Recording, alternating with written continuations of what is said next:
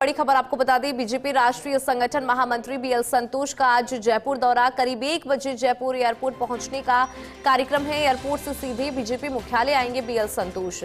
2 बजे से बीजेपी प्रदेश मुख्यालय में संगठन पर्व के तहत बैठके संगठन चुनाव की समीक्षा करेंगे।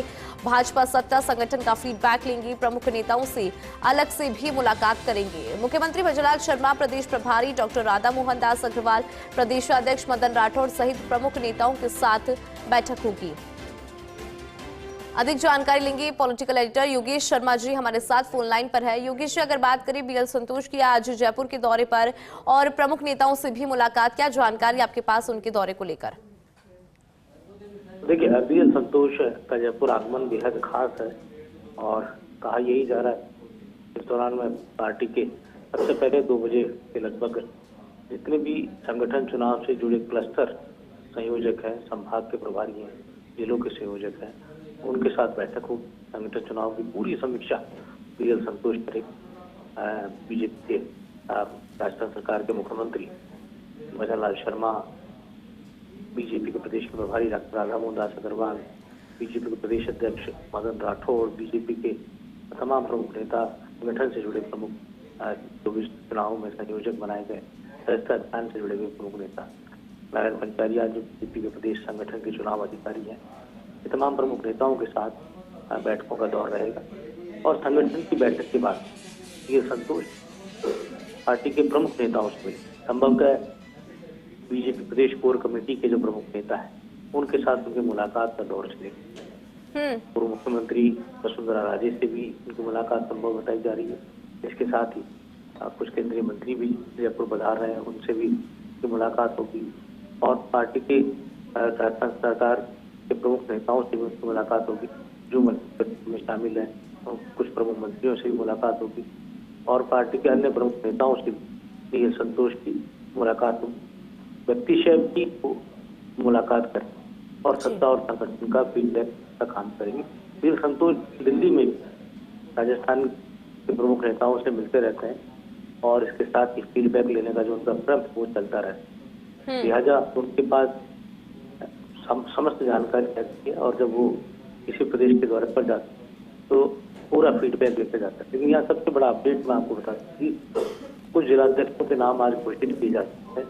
आज रात तक घोषणा हो सकती है। बीएल संतोष के दौरे के जो सबसे महत्वपूर्ण पहलू यही है कि जहाँ पर सर्वसम्मत नाम है, तकरीबन 30-28 से नामों के जिलाध्यक्षों के नामों का ऐलान किया जा सकता है और इतने नामों होते ही तकरीबन 50% जिलों के नाम की घोषणा हो जाएगी। तो ये एक बड़ा पहलू है और इसके साथ ही प्रदेश अध्यक्ष के निर्वाचन की राह प्रशस्त हो जाएगी और प्रदेश अध्यक्ष के निर्वाचन की राह प्रशस्त होगी और पूरे देश 50% प्रदेश अध्यक्ष निर्वाचन की राह प्रशस्त होती बीजेपी के राष्ट्र का जो चुनाव है वो करा लिया जाएगा। जो टेक्निकल पहलू होता है उस टेक्निकल पहलू को पूरा करना है कि संविधान बीजेपी का बना हुआ है चुनाव से जुड़ा हुआ, उस चुनाव से संविधान के तहत 50% अगर प्रदेश अध्यक्ष के और 50% अगर जिला अध्यक्ष में चुनाव हो जाता है तो प्रदेश अध्यक्ष का निर्वाचन हो जाएगा और 50% अगर प्रदेश अध्यक्षों के चुनाव हो जाता है तो राष्ट्रीय अध्यक्ष के निर्वाचन की राह पूरी तरह मुकम्मल हो जाएगी। तो ये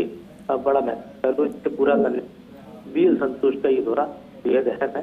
तो वो बीजेपी के राष्ट्रीय संगठन महामंत्री है, उसके इसमें ये भी काम है कि बीजेपी के अगले राष्ट्रीय जो जेपी नड्डा जगह लेंगे उसकी पूरी जो निर्वाचन प्रक्रिया है उसको पूरा किया जाए। राष्ट्रीय अध्यक्ष कौन होगा ये बीजेपी और विचार परिवार दोनों मिलकर तय कर रहे हैं। बिल्कुल वो कहा जा सकता है, उसमें कुछ बड़े नाम है, चाहे वो धर्मेंद्र प्रधान का नाम लिया जा सकता है, चाहे भूपेंद्र यादव का नाम लिया जा सकता है और अगर हम दलित नेताओं की बात करें तो अर्जुन मेघवाल का नाम भी चर्चाओं में। राजस्थान कोटे से अगर कोई बीजेपी का राष्ट्रीय अध्यक्ष बनता है तो महत्वपूर्ण बात है। पूर्व मुख्यमंत्री वसुंधरा राजे महिला चेहरे के तौर पर भी उसका नाम काफी दिनों से चर्चाओं में हमें नजर आया। यहाँ पर सबसे बड़ी बात है कि बीएल संतोष मुख्यमंत्री भजनलाल शर्मा के साथ उनकी प्रमुख बैठक इस दौरान विधानसभा सत्र से ठीक पहले बजट सत्र से पहले बीएल संतोष का ये दौरा और मुख्यमंत्री के साथ उसकी बैठक ये अपने आप में बेहद अहम आने वाली है और खुद मुख्यमंत्री संगठन से जुड़े हुए हैं। बीजेपी के लगातार लंबे समय तक वो प्रदेश के महामंत्री रहे, बीजेपी के प्रदेश के उपाध्यक्ष रहे, भरतपुर जिले के अध्यक्ष थे, और तमाम प्रमुख दायित्वों को उन्होंने संभाला, विद्यार्थी परिषद से लेकर और बीजेपी में और मुख्यमंत्री बनने के सफर में।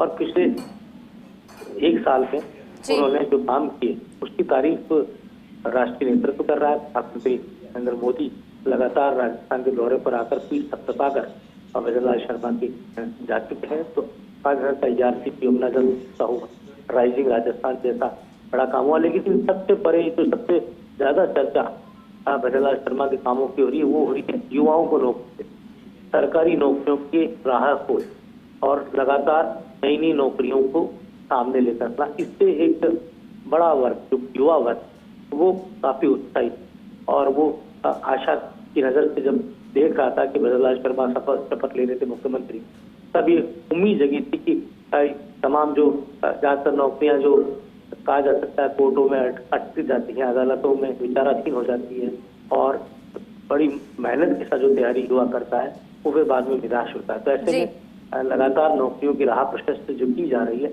उससे युवाओं का एक बड़ा वर्ग इस बात से बेहद खुश है और वो सरकारी नौकरियों के प्रति जो उम्मीद जगी थी वो एक अपने आप में मुकम्मल रास्ते की तरफ बढ़ रही है।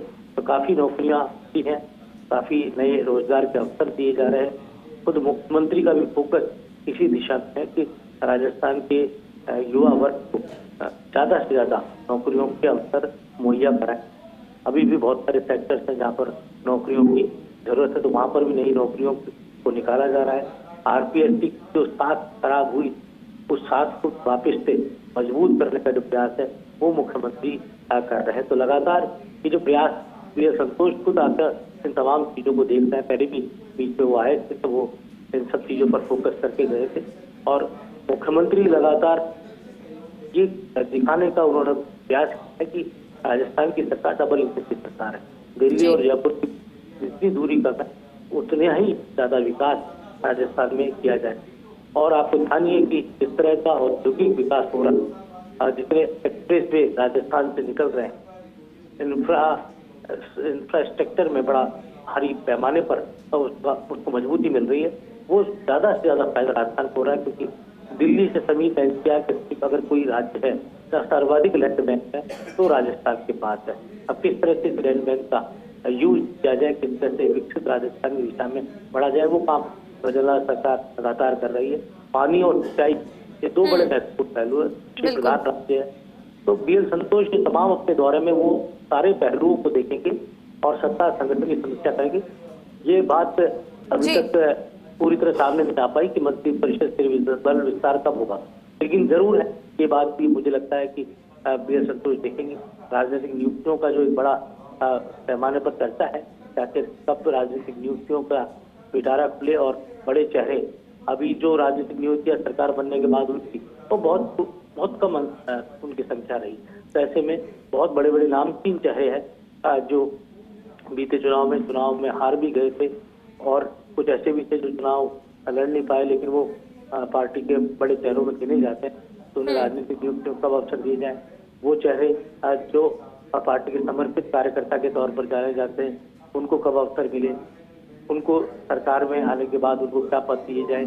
इसके अलावा कई ऐसे पहलू भी हैं जो विवादित जिले जहां पर संगठन के अंदर विवाद है, आपस में सहमति नहीं बन पाई, फिलहाल उन जिलों और उनके अध्यक्षों का जो घोषणा है उनको पेंडिंग कर दिया जाएगा। अभी 29 से 3 जिलों के आसपास उसकी घोषणा BL संतोष के दौरे से सामने आ सकती है। ये एक बड़ी अपडेट आपको दे रहा हूँ। बिल्कुल, बहुत शुक्रिया योगेश जी इस पूरी खबर पर विस्तार से जानकारी देने के लिए।